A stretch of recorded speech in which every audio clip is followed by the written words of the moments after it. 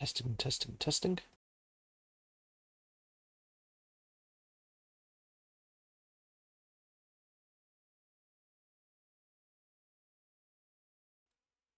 Okay, I think we're good. Hello.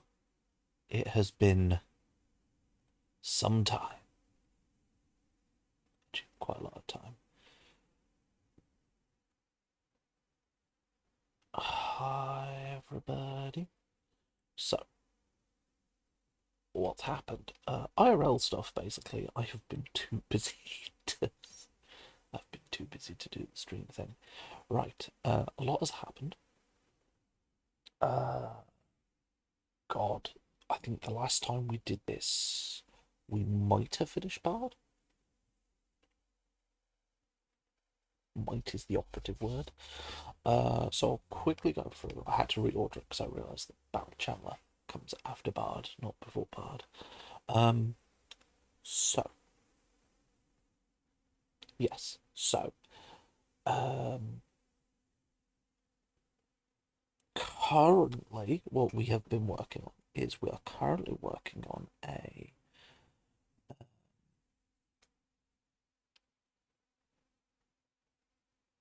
sorry, just weird thing with my eyes there. What we're currently working on is a sixth subclass for battle channelers called Path of the Paragons, which is basically you have 10 mythical figures and you take an aspect of one of them and don it briefly for an effect.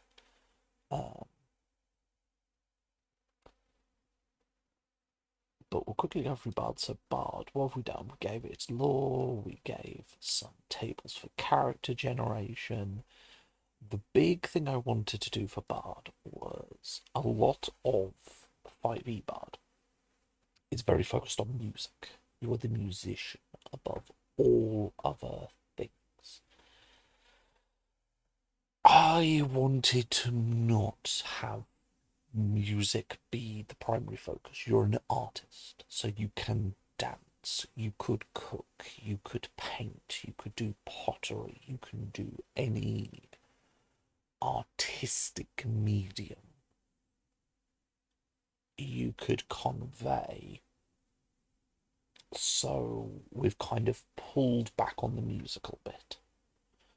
There's still a lot of effects, and they still do very much the same things, and you can still be a musician, but we don't want it to be this ability is the song of, this ability is the blah blah blah. It's music is an option, not a mandatory thing.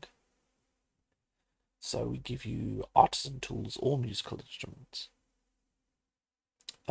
You can use your Mark of Fate to give you back a use of bardic inspiration. You can use your inspired action to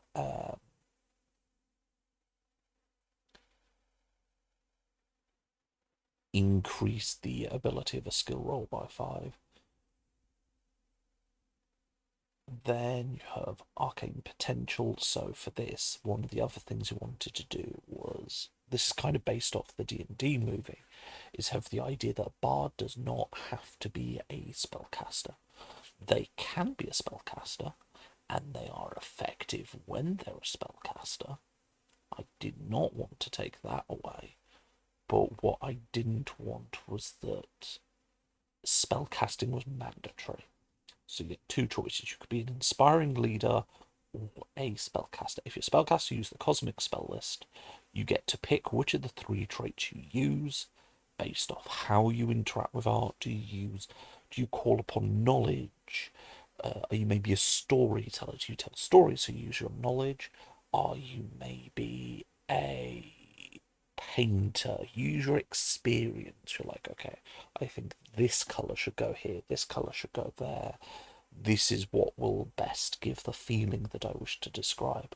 Or do you use determination? Is it kind of like music where you're just pouring your spirit into it?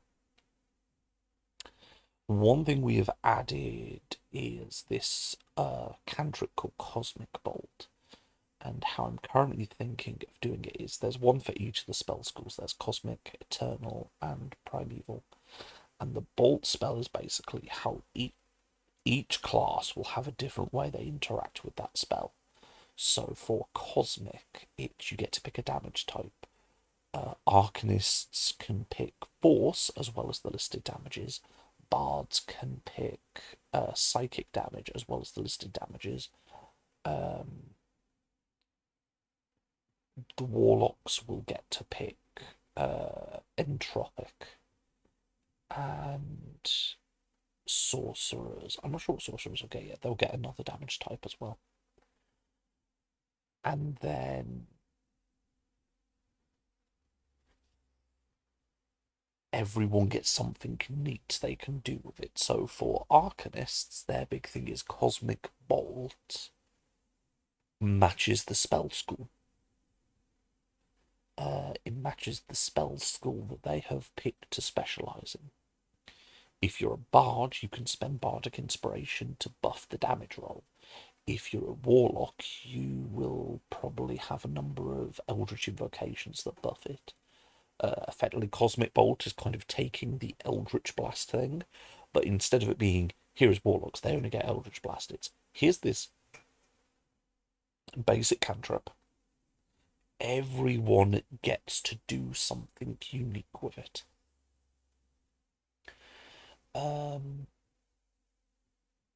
Everyone's class features lets them do something slightly different in how they interact with this cantrip.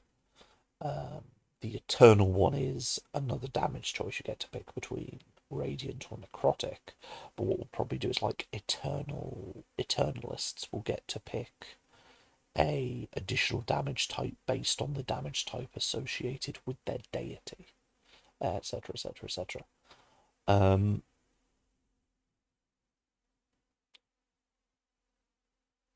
Then that will be the primeval one for the World Shaper. So yes, that's one thing. Artist of Renown was effectively, it's a bit of a narrative ability, slightly, because we've taken a lot away from backgrounds. I just kind of put a bit of that background class feature in where it's very, if this situation would occur, you are more likely to get something favourable. Often in performing your art, you might get a certain things, you might get a favour, you might get information, you might be able to know who to talk to. Then you have Bardic Inspiration, which works as we know, but big thing, replenishes on a short rest. We're not gonna. I want 5e in its newest movement is kind of moving away from short rest. It's like, yeah, short rest, you can recover some hit points, but generally we want you to take a long rest, and it's like, no, let's give reasons for. The problem with a short rest was that the only people who really benefited was a warlock. Everyone else is kind of like, I don't get a lot of short rest things. Everyone's got something short rest. Bards get back their Bardic Inspiration. I can't remember if a Channel Emotions is a short rest or not. Arcanists will get their, if they've picked Universal Spellcasting, they, actually, is that short rest now? I can't remember. Wizards definitely get more short rest stuff. Bard, of course, has Bardic Inspiration, and they have their Bardic Specialization. Which is basically, if you're a spellcaster, you auto-prepare a list of spells. Whether you pick leadership or spellcasting, you also get this thing that happens during a short rest. So the spell list isn't finalised, because I haven't finalised what spells people get at what level. But we'll work it out once I've done that. But here, so for example, so the ones you get picked between is Destruction, so your combat spells, Directive, which is your battlefield control spells, Manipulative is your mind messing spells, and Restorative is healing. So Destructive, you get some nice damage spells. The key thing is you don't need to prepare these. So it's just, if you want to use your spell selection for other things, you can just pick destructive. Congratulations, you've taken care of that. And their thing is, during a short rest, they can give everyone an additional d6 to their first damage roll after a short rest. But it matches the size of your Bardic Inspiration die, so basically you're giving everyone a free Bardic Inspiration for their first damage roll. Directive, as I said, it's very much battlefield. It's the control spells. It's not perfect, but we'll see where we end up once I've come up with the spells.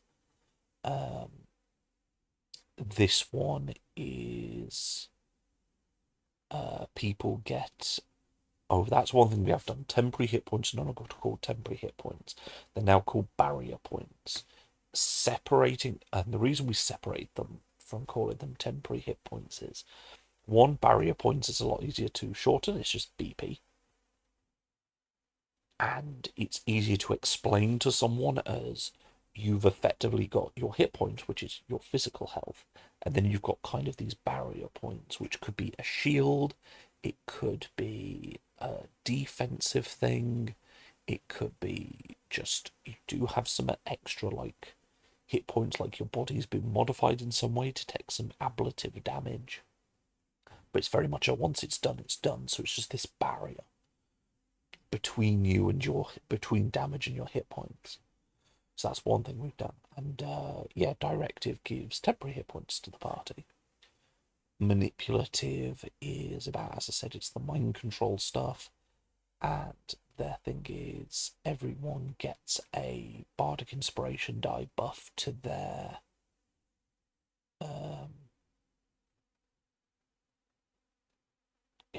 first trait test to resist or avoid an effect. And then you have restorative focus, which is about just regaining hit points, and it's short. And during a short rest, you'll be able to recover, help people recover hit points.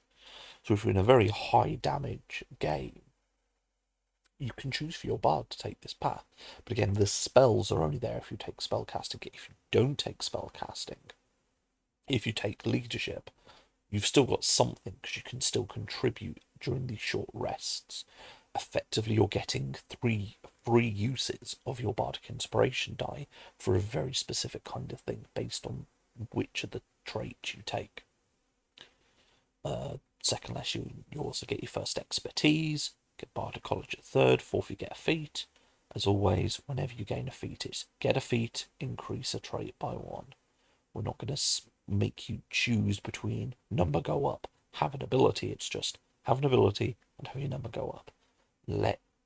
Let's make your character more unique.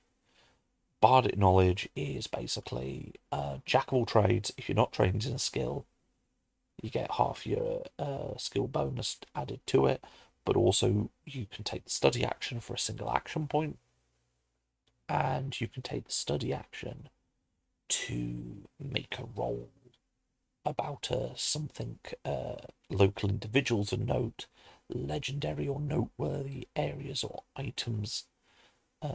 It is kind of like an enhanced general knowledge roll, and you get a bonus equal to half your bard level. And then depending on the result, you roll on that table and you'll get something interesting.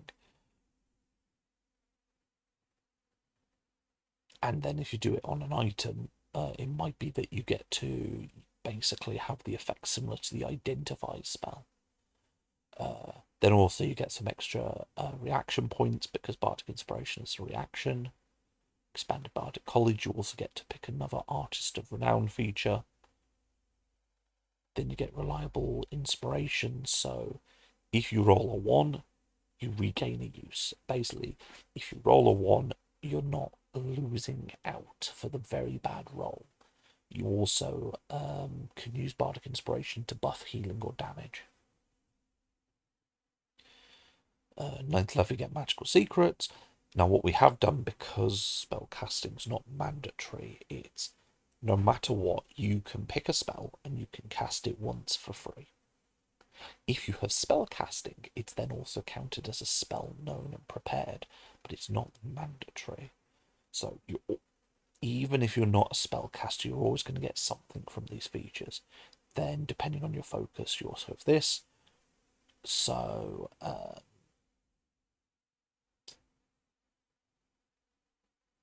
yeah, basically these buff either your leadership stuff or spells of a specific school that's kind of directed, that's kind of tied to it. So destructive is obviously you get a damage buff. Directive, it is you can pick multiple targets. Manipulative, it's you can make people have disadvantage to resist the ability. Restorative is you get a bonus to the amount healed or barrier points bestowed. It's just little buffs. It's little things just to keep. Every level gives you something, but every level gives you something. One of the big things I wanted to avoid was just it being okay. There's never a dull level. There's never an empty level, even for the spellcasters. Because while someone will say, "Oh yeah, but spells are a class feature," it's like, yes, but so are leadership abilities. We're going to show you warriors, so are the warriors' maneuvers.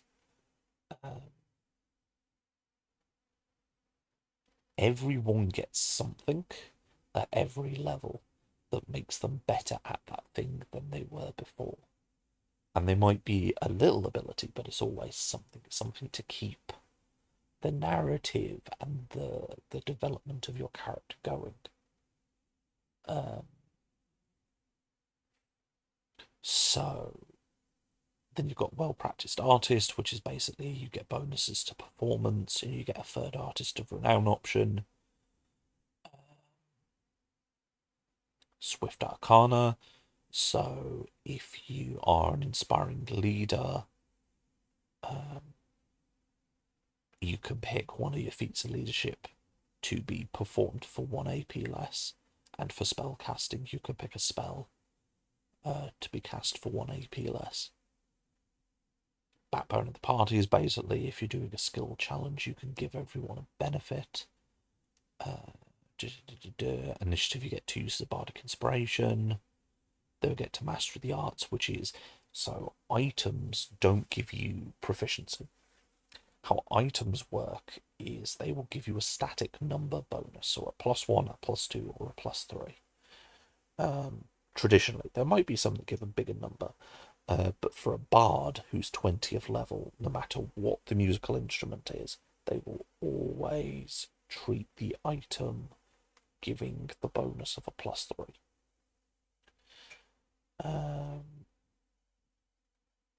And also, for being a bard, you increase the amount of limit potential everyone generates.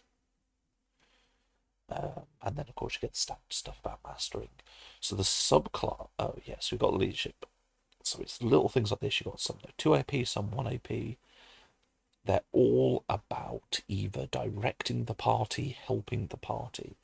They're not necessarily spell effects, but they are things you can do in battle. I can't remember. Do I ever state how many of these, or do you know all of them? Arcane potential.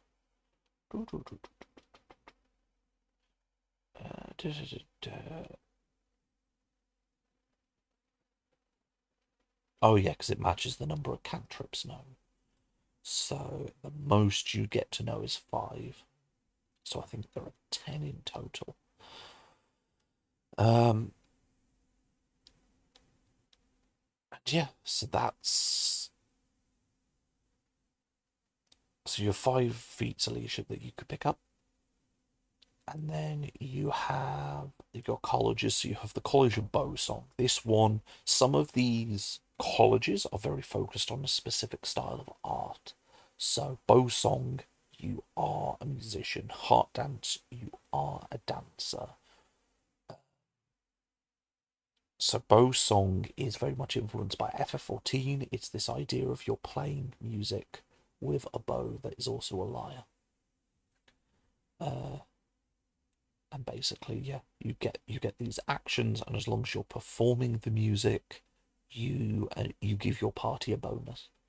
And then your third level thing is basically you can perfectly replicate using Q here. Chronicles is about the past. It's because the big thing was I wanted something that it looks to the past for information, but it tells the story of the party for the future. And the big problem was when I started going, okay, does anyone know of any class that does this? Everyone says, oh yeah, what you want is you want to be like a half College of Law and half College Spirits bard. And I went, but I don't want to do what College of Spirits did and what College of Law did, because that's what College of Law and College of Spirits did. Because again, I want these classes to be usable with Bard as presented in current 5th edition stuff. You can port over the subclass. Bard admittedly you have to add like an extra subclass ability to make it work, but not the hardest thing in the world. And yeah, I want you to be able to take College of Spirits and use it with this Bard. So I don't want to make College of Spirits, I wanted to make something different, which I think we did. So basically, you get some knowledge, you learn general knowledge in linguistics, you can ask the game guide a question, and you know the augury spell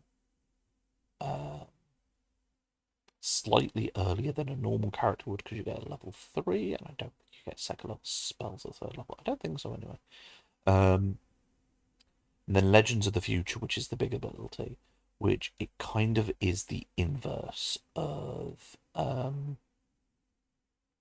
it's the inverse of the Spirit Bard, because basically how it works is, like Spirit Bard, it uses your Bardic Inspiration die roll to determine the effect. So obviously its number is determined by what level you are. But effectively it's a table that's left blank. And when you get one of these legendary events, so either a moment where a party member overcomes a challenge, a moment of amusing note, a moment of loss, a moment of pain, a moment of triumph or victory, or another moment if the table just thinks this is suitable and can come up with a unique ability from with the game guide, they can add that. And basically you go 1 to 20, and every time you gain a level you can delete one row. And you always fill from the lowest empty row to 12. And if you get to the end, you get to row 12, and you want to replace something you've not hit level, you have to replace the 12th one, basically. But effectively, you get to write the story of your party. Work with the party to kind of tell the story. Then at 2nd level, it's about mastering the limit break summoner ability.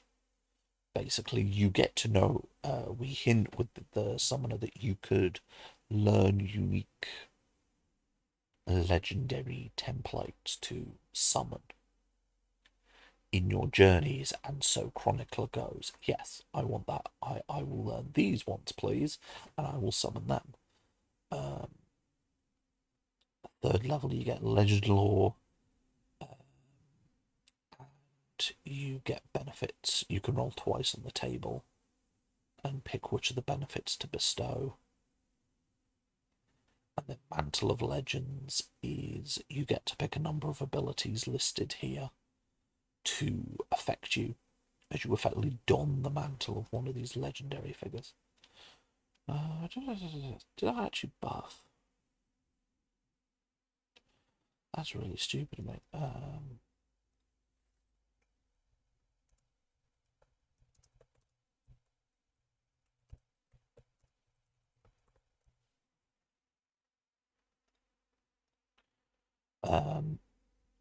So that's Chronicles. Then you have Heart Dance, which again is very much based off the FF14 dancer. It's you have this dance and you have to make a number of performance checks at the start of your turn, and the more checks you make, the better the dance does. And so you have 3 different dances that have 3 different effects. And then you have Wax in Moonstrike, which is it's not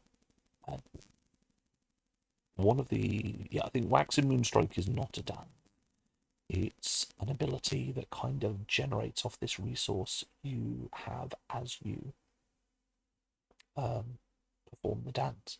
Leadership is nice and simple. Leadership is you are better at using the leadership abilities that everyone else has. Yes, you get the guidance cantrip.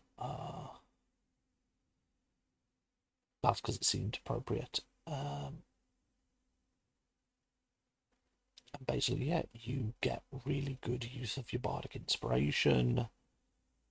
You don't have to have leadership abilities. It's just highly recommended that this is the one for you. College of Law. Again, it's very much based off the 5e one. I think there's a couple of bits that are different, but generally it's like, yeah, it's just a development. And then Warverse is our version of the martial one. So the important thing about this subclass is it gives the martial tag. It gives a fighting style. And we kind of wanted to cover what battle bard stuff you have. So you have your duelist for your Princess Bride style Warverse bard. You have great weapon fighter if you want to go like that very traditional image of the Scald. You have protector, you have reactive fighter, you have two weapon fighter. So you have a few different ones to kind of give you some variance, but the key thing is you have martial, and what martial lets you do is suddenly have access to all the fighting styles, and it basically sets you on the path of taking the more combat oriented feats. You get to know martial weapons, medium armor, and shields. So while these are very melee focused, what you can choose to do is go, I'm going to be a bow bard, and I don't want to be bow song. So I'm going to get the martial tag, and I'm going to go down the fighting style. I'm going to go down that fighting style. And so, yeah, you get different stances, you get multi-attack, but your multi-attack lets you cast cantrips. You get some abilities for resting and in combat, and then finally you can cast a spell, teleport, make a melee attack. So you kind of also have a little bit of red mage in this. It's a little bit of red mage, not too much. I just need to check something a second.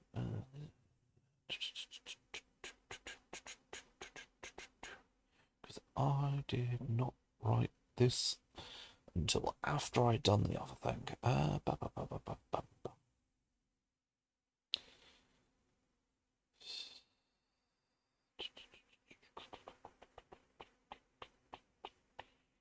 So that you get a hard dance. You get marksman style feat for thrown weapons.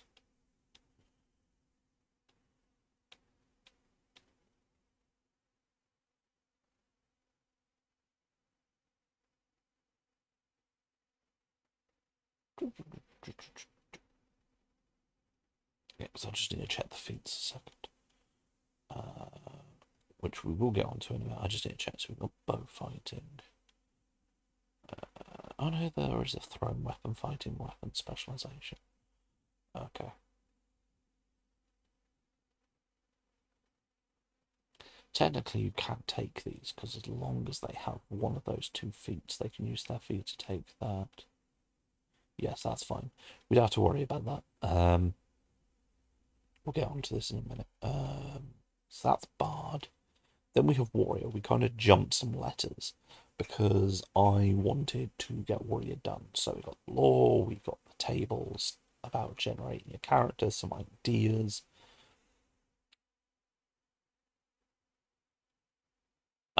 Your mark of fate is you can roll your combat step die to add the result to a trait test, and it doesn't use up your combat step die. And your inspired action is you can perform any combat step for basically SAP. you meet its prerequisites, so it also could be ones you don't know. So what am I talking about? Combat step. So, combat step. How warrior works is somewhat simple. You have combat step die. This is listed in the class table. It gets bigger as you go. You have combat step flow. So how this works is there are different combat steps. You can think of them like battle master maneuvers, but with complexity.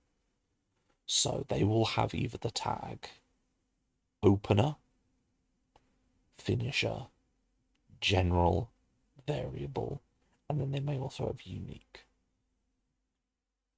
A combat step has to be opened by an opener or a variable, because a variable just means it is treated, it can take the place of an opener, a finisher, or a general. So you need an opener to start the combat step. From there, you can use your AP to perform combat step actions until you have performed a finisher, which ends it. And then once you've used a finisher, you have to use an opener or a variable taking the place of an opener.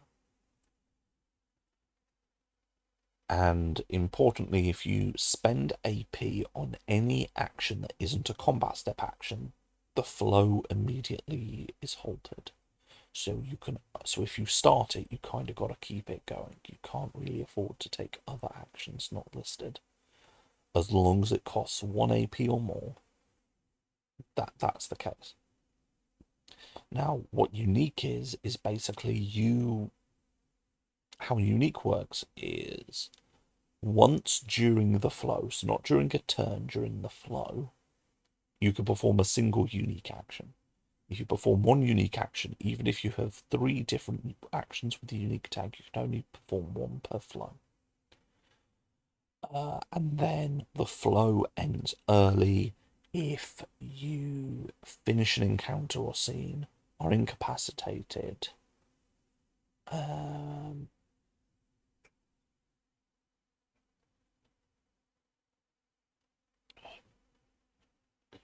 or resolve, finish a combat step action. Basically, those are the 4 ways it ends.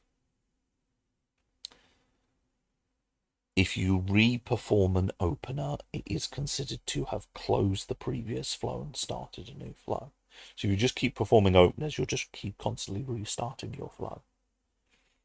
And then you have some of the prerequisites. Then there are legendary combat step actions, which are basically, you can learn this from a weapon master if they are happy to teach you, and you could develop your own if you work with the game guide.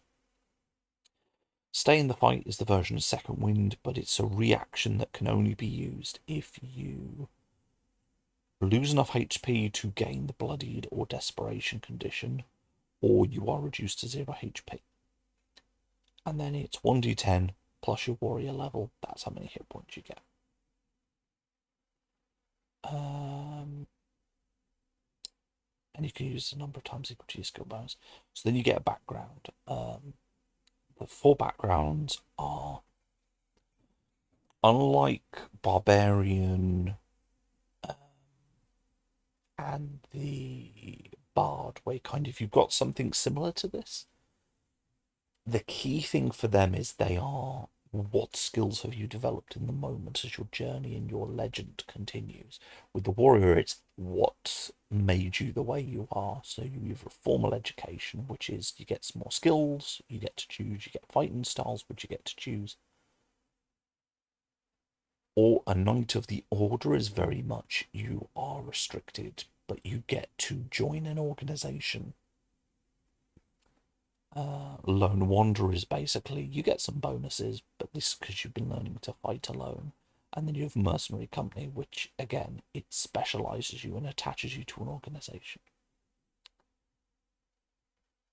Action Surge works as Action Surge, but you only get to add 2 AP that can only be used for combat step actions. So the fighter only the core thing of the warrior is you're all about combat step. You just want to keep performing combat step. So there's nothing else you really want to spend the AP on except combat step. Trained warrior is you get some fighting styles, and you get to pick a weapon group to gain weapon focus. So that's a whole thing. Yeah, you get additional AP. So instead of extra attack for warrior, what you will get is, because you never want to perform the attack action, because there is no combat step called the attack action. What there instead are combat steps that let you make single weapon attacks, but they only cost about 1 AP. So in giving you more AP, you get to perform more of these actions.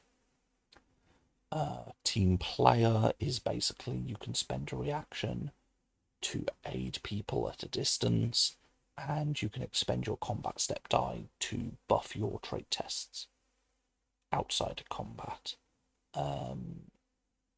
Then you get to modify the weapon focus. You get feed, you get AP, then you get indomitable, which is you can reroll a trait test that you fail. If you do so, must use the new roll. Nice, simple, easy. And if you roll a combat step die, roll a 1, they are not expended. So again, giving a bit of that redundancy too. We know your random resource can roll a 1. We're just going to cut that out. The worst result is you don't expend or use. It still happens. The person still gets the bad result, but it doesn't cost you a resource.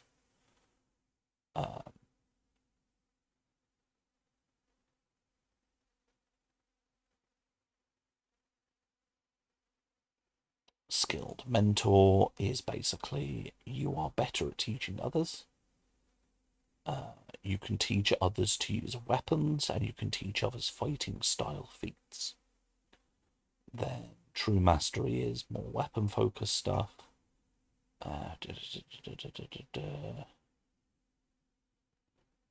Mastery of teaching is basically you're better at teaching people to use a weapon, teaching them to use a skill, or teaching them to use a fighting style. When you get initiative, you get 2 combat step die.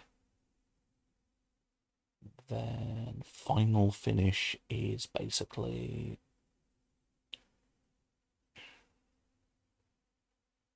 it's basically if you perform 5 steps as part of a combat step flow, and your finisher will automatically count as a critical hit, and you add your level to the damage roll. 18th is you can perform the same because normally you can only perform each action once per turn. So if you perform the movement action, it specifically says you could do it twice. But if you perform the attack action, you can only do it once, dodges once. All these actions are once. And it's the same with the combat step actions. But what Battle Mastery lets you do is you can use each one twice in the same turn. And for unique actions, you can never repeat the same unique action more than once in a flow, but you can use different unique actions in the same flow equal to your skill bonus. And this is counter for flow, because the important thing is end your turn doesn't end flow. So you can keep this flow going across multiple turns, so you've got to keep that in mind.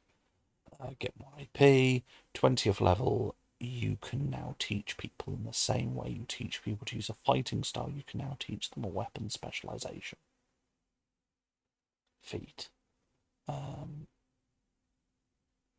yes, you have compulsory steps, so these are known by every warrior. You have basic attack, basic finisher, basic opener, dash, marking, opportunity, setup.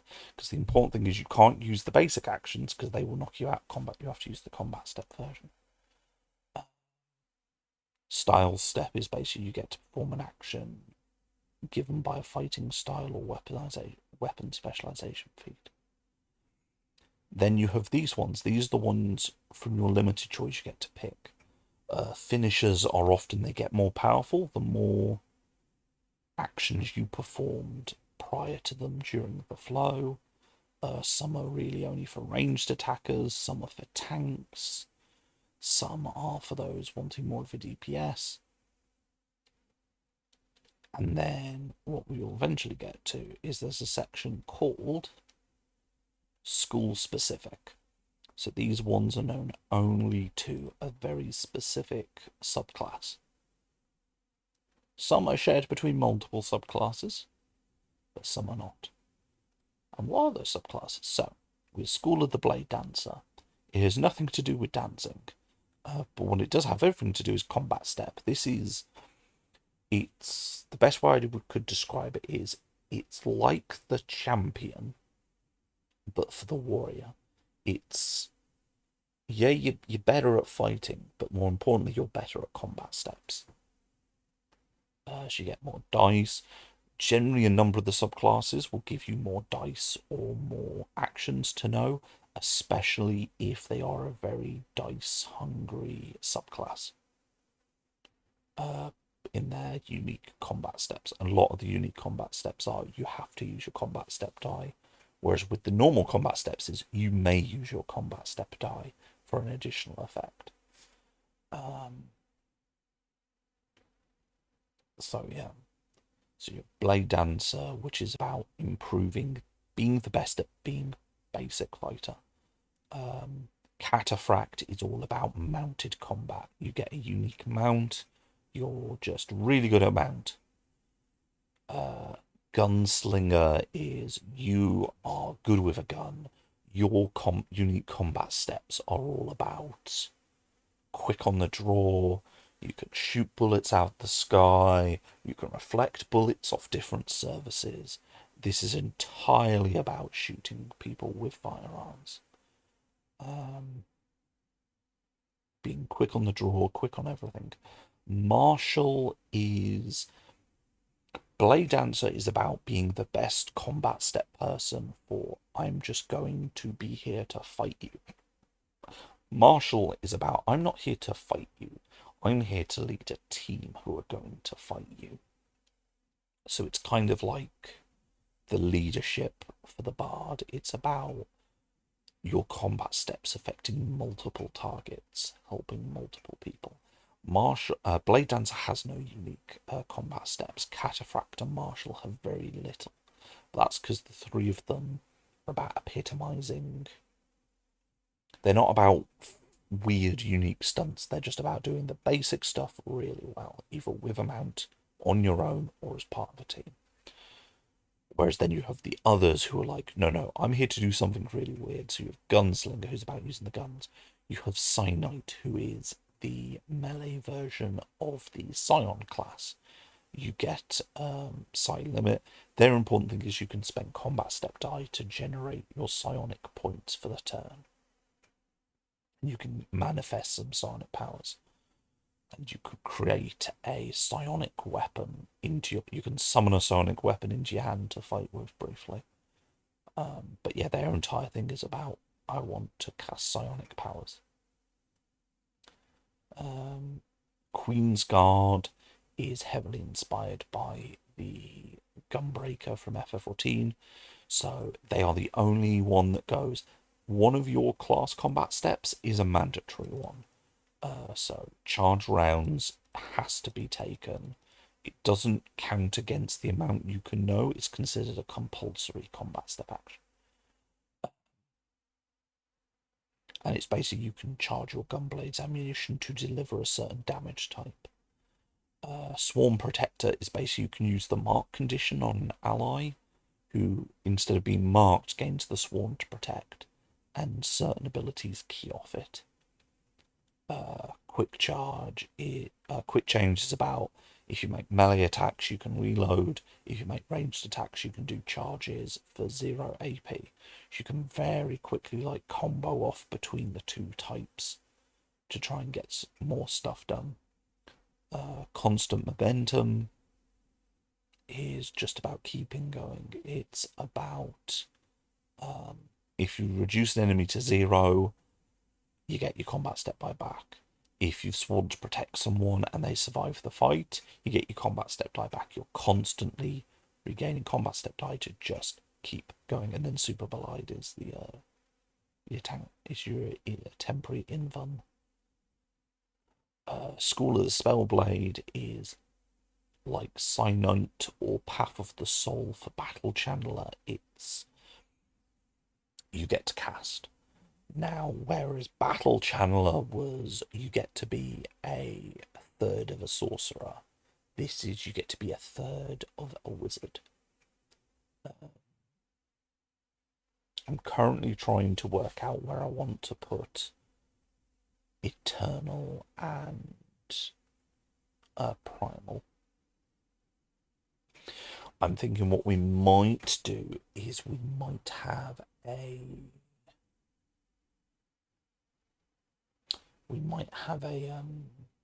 what's the phrase?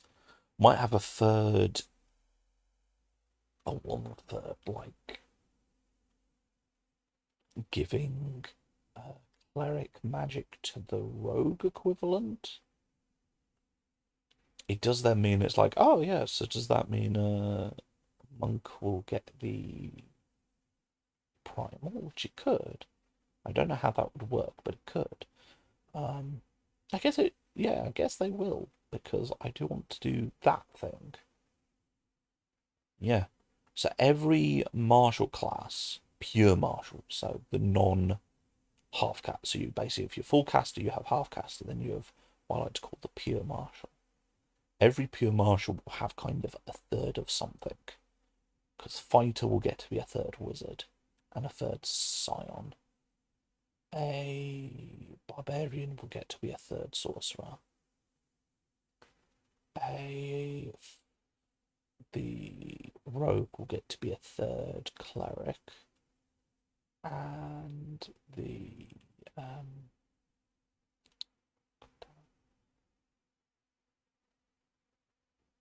monk will get to be a third druid.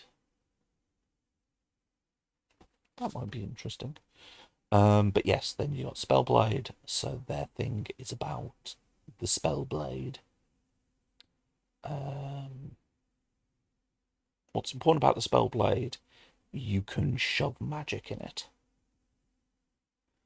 Well, specifically, you can shove cantrips in it, and then effectively cast the cantrip as part of the spell, as part of the attack. So it's a third caster. You can make attacks after you've cast cantrips. You can teleport a bit, and then finally you can use the cast to, instead of putting a cantrip in your spell blade, the capstone is you can put low level spells into your spell blade. And then there's spell shot, which is the opposite of spell blade. So spell blade is I want to put magic in a sword. Spell shot is I want to put my magic in my ammunition. And it's very clear, it's very specific. You always have to have a weapon with ammunition. So it has to be a crossbow, a bow, or a gun. It can't be like a thrown weapon. Importantly, the spell shot only gets to know cantrips. Because I didn't want it to just be Spellblade, but you can shoot people. So in this case, you get cantrip, but what you instead get is you can infuse cantrips into your shots at a later point than the Spellblade gets to do stuff with their. So effectively how it works is Spellblade gets to cast spells, shove it in their sword, and then they get upgrades. Spell shot, you get some upgrades to making ranged attacks. Then you get to infuse spells at a slightly later point, and then you get to get some further upgrades. But the spell shot gets more. The spell blade basically gets I get to cast spells. That's their unique action, whereas the spell shot gets a number of unique actions, combat steps immediately, where they get to do things like blind you, dazzle you, stun you, etc., etc. And then there's School of the Spirit, which is based off the FF14 version of Samurai. So you have your training, you like diplomacy and everything. You get to score criticals slightly better. You get more combat step die. You get to be quick on the reaction. Then you get some bonuses to your combat step flow. I believe it's like you get some combat step die based off how you look at your skill bonus, you look at how long your combat step was, and the difference between those two numbers, as long as the combat step is greater than your skill bonus, is how many combat step per die you get back. And then finally, you get a final moment where you make a final strike on your opponent. So this one's kind of like following on from a lot of Battle Channeler, which tended to have a lot of final moments, except for the two newest ones. Path of the Soul wants to live, and so does Path of the Paragon. Path of the Paragon is the Barbarians version of So. For those who weren't there, we had viewer Nathaniel who, during one of our raising money to get to the FF14 FanFest, one of the things you could do was donate, and you would get to select a prompt for some games design. And what they picked was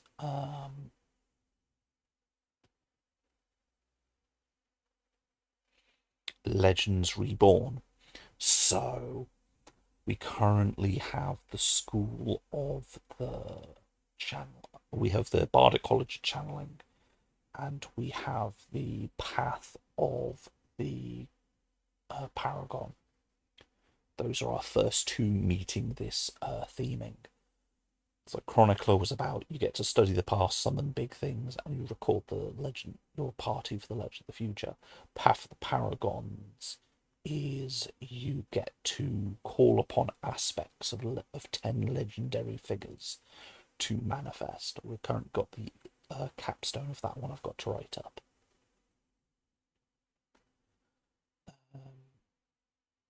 Not quite sure what to do yet for that.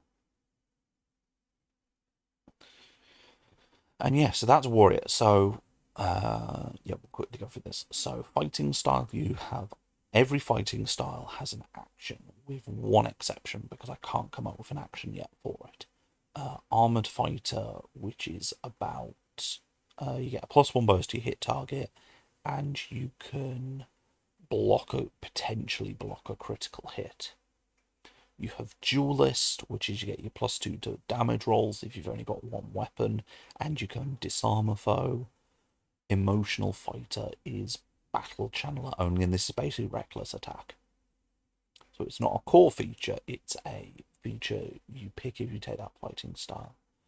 Great Weapon Fighter is weapon in two hands. You get to re-roll a 1 or a 2 on your damage die.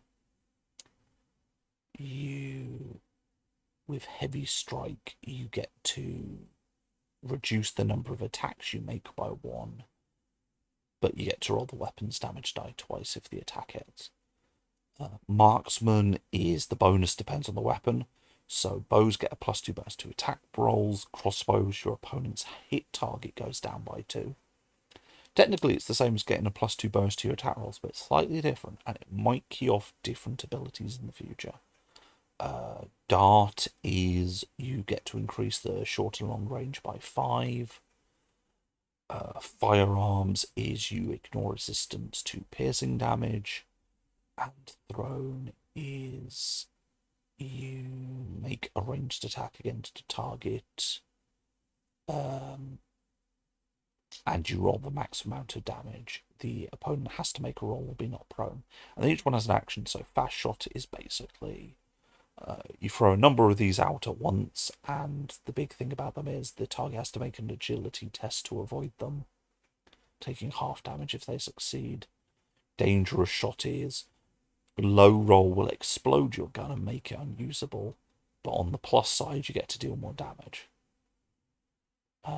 Inoculated Shot for Dart is basically you can apply a potion or poison to a target that you hit, as long as you deal a point of damage. Crossbow is you get to reduce the attacks you make. Is it you reduce? Yeah, you reduce the number of attacks.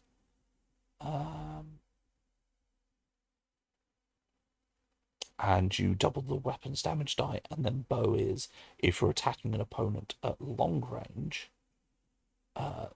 if the attack misses, your next attack is made with advantage and ignores the disadvantage for long range shooting. Mounted is mounting and dismounting costs you only 1 meter of movement and doesn't cost you an action, and you have advantage on animal handling checks. And if you wear a shield, your mount gets the benefit of the shield. And then if your mount charges, you get a bonus when you're making an attack.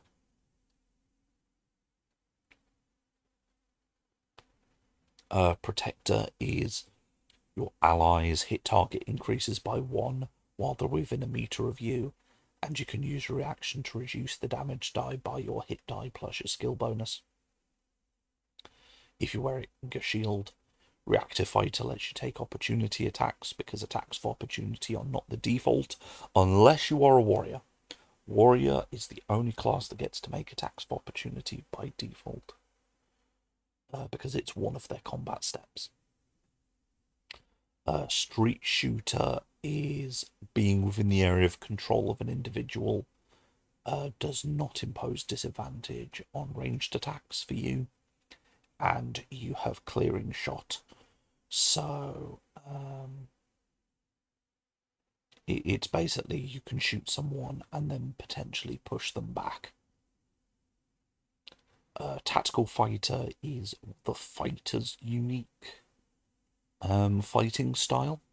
It's repeatable because you get to pick one of 3 types. Tactician is you learn 3 more combat step actions. Striker is you can spend a die to do more damage, your combat step die to do more damage normally. And then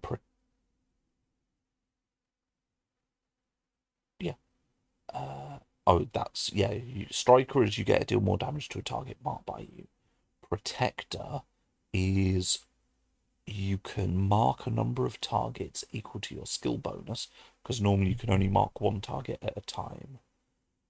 And a target marked by you is disadvantaged on attack rolls against individuals other than you. Thrown Weapon Fighter is basically you get some bonuses to thrown weapons. 2 weapons fighting. You treat them as a weapon group, so you can draw and stow a weapon group as 1 action, 1 using item interaction. And you can use your second weapon's attack to mark the target for 0 AP. It's basically a small Benny. And then you have Unarmed Fighter, which as we develop the classes, we will get, this will increase.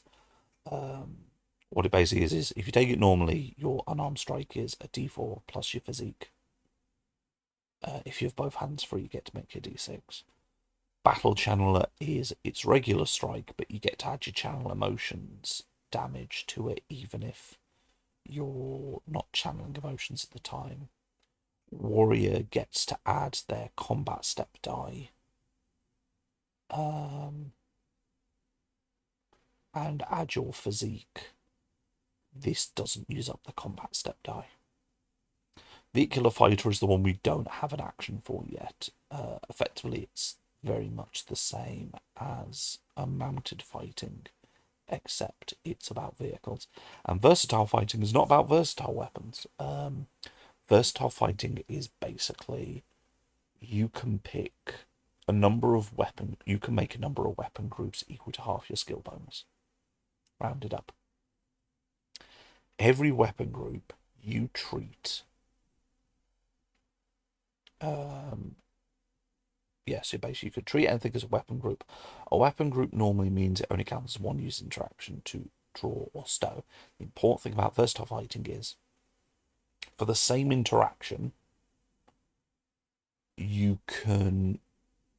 not only get to say your sword and shield, and then you have the bow, and these are 2 different weapon groups. Normally how weapon groups works is it's 1 item interaction to stow the sword and shield together, or to draw them together. It's 1 item interaction to draw and stow, to stow the shield and sword and draw your bow. It's a little thing, but hopefully it improves the action economy so that people who want to be Aragon and go from bow to sword to bow to sword can do that. And then you have weapon specializations, which These are feats that require another feat as their requirements. They all require a fighting style, which is why, as I said, because they don't technically require the martial tag, it's fine for the bard classes where some of them will give you a fighting style specific for the weapon. You can therefore then get the weapon specialization without worry in your normal feats. So bow, so many of these are split up into their different components. So there are ones for the different range fighters. Bow, crossbow, and firearms all have the same thing of your long range doesn't impose disadvantage and you ignore 3/4 cover. From there they vary. Bow is you can reduce the number of attacks you make to double the weapon's damage, double the number of weapon damage die rolled. You also get a weapon focus associated with weapons of that group. So I'll talk about weapon focuses in a second. Weapon focuses are you only ever know one weapon focus at a time. The best way to think of it is like Wizard. You have the stuff you don't know, you have the stuff you do know, and the one that is active. So for most people, most things that will bestow it go, you pick a weapon group like swords, bows, crossbows, firearms, spears, whatever. You add that entire weapon group to your, I know it, but only one of those weapons can you have active. The exception is Warrior, where one of their earlier abilities is basically you can have two active at a time.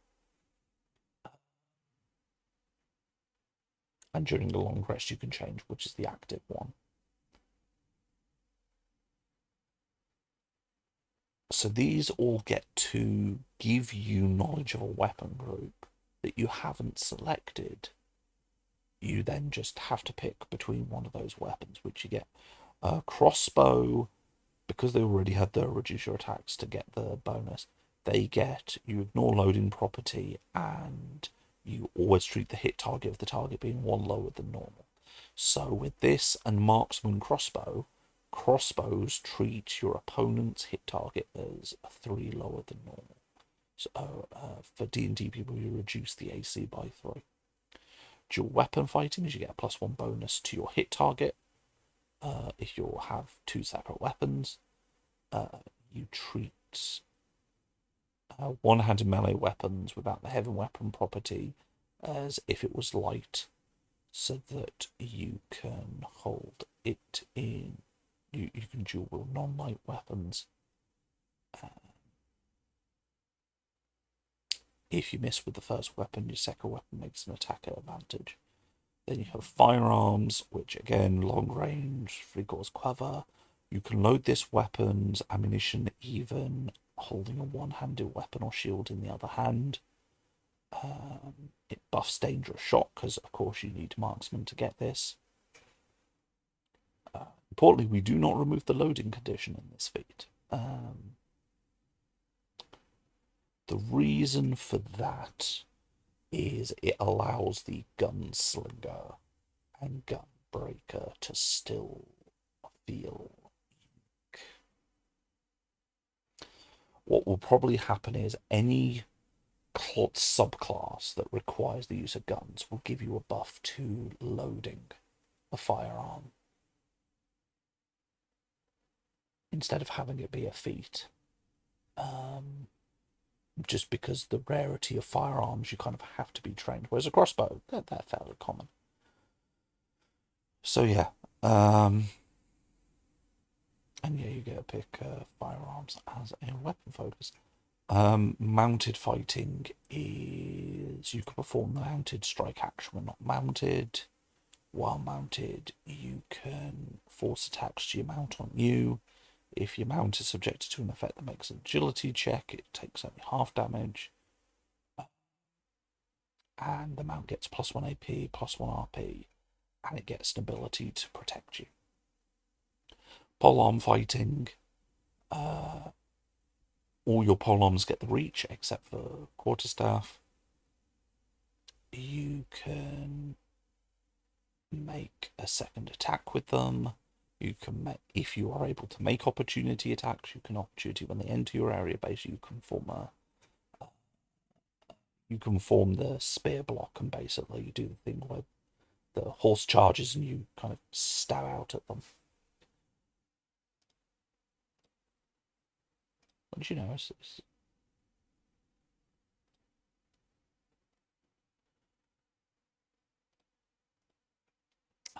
Ranged attacks ignore half recourse cover.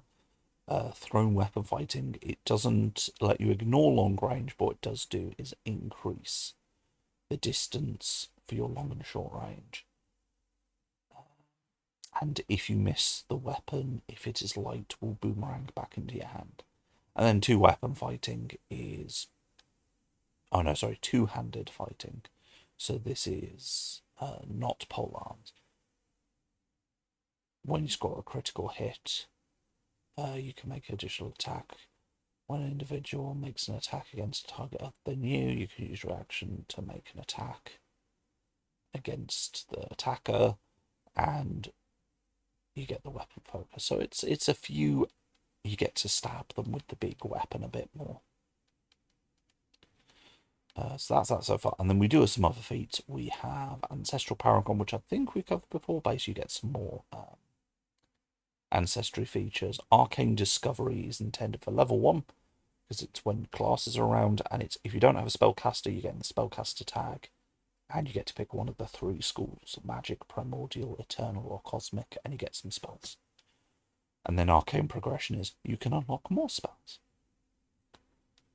Aspirant on Land and Hand is you get training in any 2 of gathering or artisan tools. Continued development requires Land and Hand, gaming aficionado, or musical aspirant, and it's basically you get to learn more tools, gaming sets, musical instruments. Culinarian is the first of what we're going to do with the different artisan tools that are part of the crafting. Basically, all get to, but these feats buff your ability to craft with the thing. So Culinarian is you get bonuses to your short rest cooking. You can ignore some of the restrictions on short rest cooking. And you get to treat ingredients used in your cooking as 1 quality level higher than normal, which will be the same for most of the crafting stuff, but these require that you are trained in the use of the tools, which is where the aspirant to Land and Hand and continued development come in. Game aficionado is you get training in 1 gaming set, you get advantage on empathy to read your opponents to see what their moves might be, and perception checks to see if they're cheating. And then also what you get is if you make an empathy test during a social encounter, if you roll, if the result of your roll is 13 or more, I might increase this, I might decrease it, who knows. You are made aware if you get the sense this person might be interested in games as you are, purely to potentially give you easier avenues to make the person's relationship with you more favourable, making social encounters easier if you have this shared hobby. Achieve your armor training stuff, heavy, light, medium, blah, blah, blah. Martial instruction is you get the martial tag.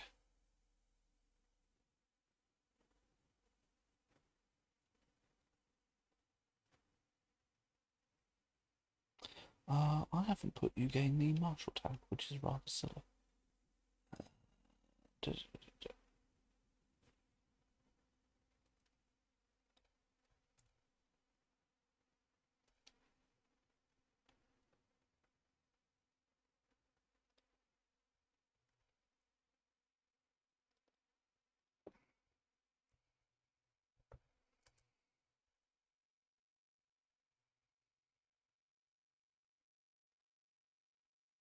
Yeah, so you get the martial tag. Effectively, spellcasters can learn to be martial, martial can learn to be spellcaster. It costs a feat. But you have to be level 1, you have to have made your class choice.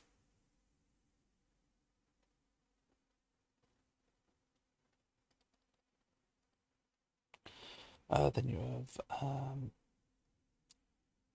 Musical aspirant, you begin your path mastering the musical arts. You can be trained in 3 musical instruments. Then you have protege, which is the lesser version of bard. You treat all musical instruments with an item bonus less than +2 as +2.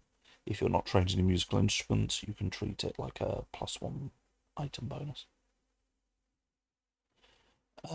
This one's very specific. You have to be trained in, so they don't go, oh, I have +1, so it now becomes +2.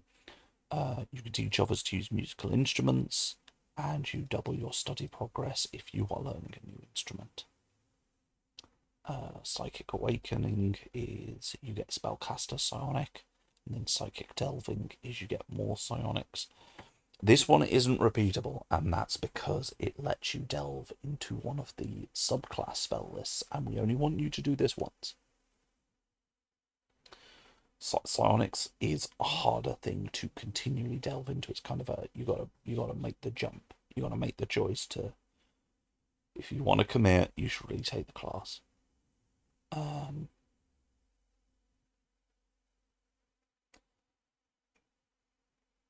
And then tap into the mark is you can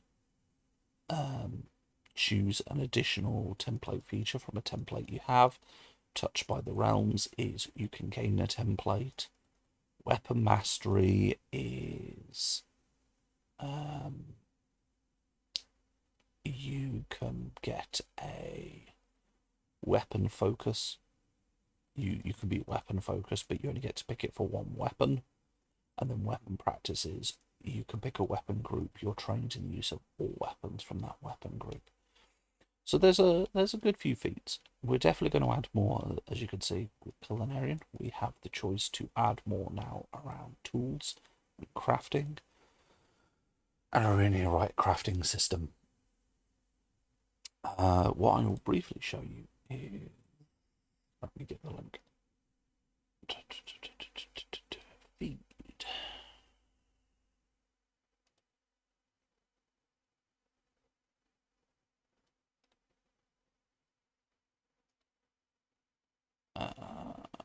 Here we go. So, for those who don't know, you can find us on Coffap, where we have been putting these up. They are free to access. They are free content. So this is the warrior class. Has a link to the warrior, has a link to all the other ones we've done. Now, this is the bit I want to show you. What's next? What's next? So, what is next? We have the Eternalist class. This is the cleric. We have the Packbound and World Speaker. The reason I want to focus on these three is very simple. We have the warrior. We have wizard. We have barbarian. We have bard. Once I have druid, cleric, and warlock, we can then move on to the half-casters to get them done. Now, the other interesting thing is obviously, I think we've mentioned this before. One thing we have is I'm going to be running a Strixhaven campaign, but set in FF14. So I need to FF14 the subclasses based on the classes of FF14. A lot of these classes, the classes I need to make for them is Druid, Monk, Paladin, Slayer, Master, Rogue, which obviously do not match these, with the exception of World Speaker. But for me to do Slayer, I need Packbound. For me to do Paladin, I need Eternalist. I think I've covered most of the worst offenders for now, at least, because... hold on. Tanks. We have Paladin, which we haven't done, but we do have Warrior, Dark Knight, and Gunbreaker. For melee DPS, we don't have Ninja because that needs Rogue. We don't have Dragoon because that needs Paladin. But we do have samurai, but we don't have monk because that needs monk. We do not have machinist because that needs someone. You could do machinist gunslinger, but we probably want to tie it to the inventor so that you can get the summon the queen and the drones. But that requires crafting rules, which, as you can see, crafting rules. Ha ha ha. So that's the thing we have to worry about.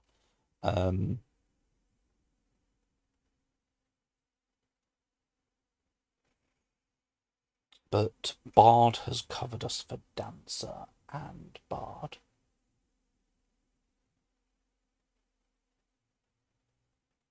Then you have Casters, where I think the only caster we don't have is Red Mage, kind of. You can kind of do a Bard Red Mage. I'd rather make Red Mage Lore Master, so we need a Lore Master. And Blue Mage needs us to finish the Scion. But I have a working enough Scion that I could make a Blue.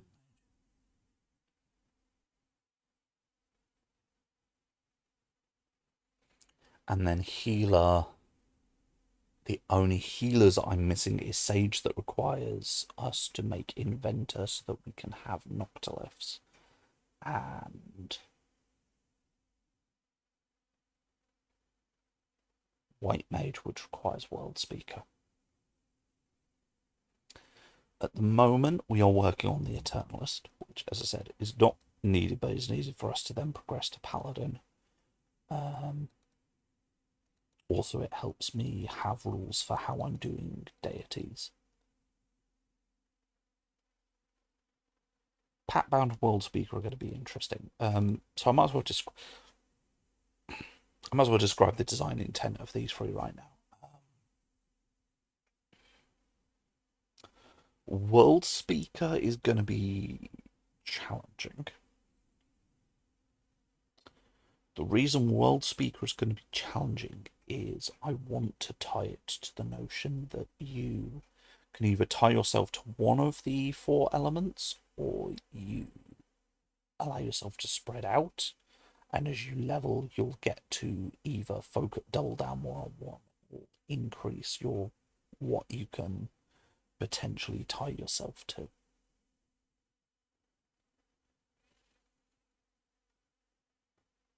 Pact bound should be fine. I have some ideas of what I want to do there. Eternalist's entire thing is you've got to kind of create a deity or philosophy that you are tied to then be able to make all the class features. So at the moment, the big thing that's and it was part of the reason I moved myself to warrior was Eternalist requires me to focus a lot on the mechanics of constructing deities and philosophies.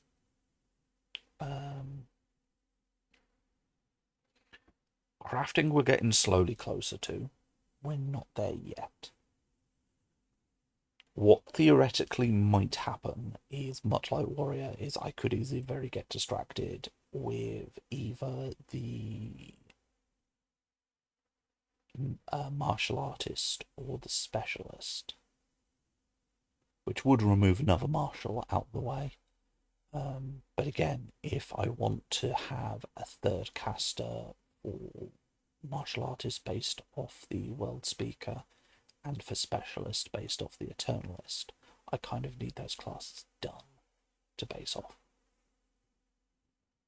So yeah, we're slowly making progress.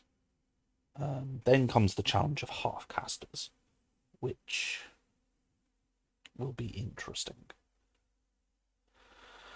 I've no idea how half casters are going to work.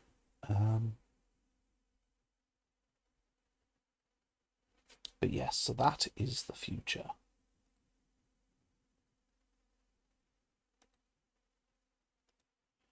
The future yet unwritten. But yes, so And probably while I'm poking the other three core casters, I'll also poke Scion. This will mean Soul Shaped and Realm Walker will probably be the last classes to be done because they have nothing to do with the FF14 and they are not in kind of that progression route.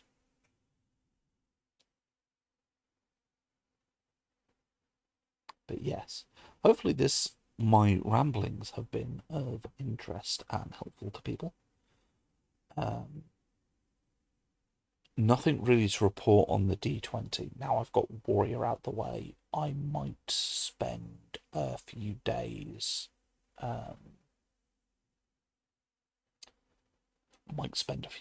Trying to poke that, come up with some ideas.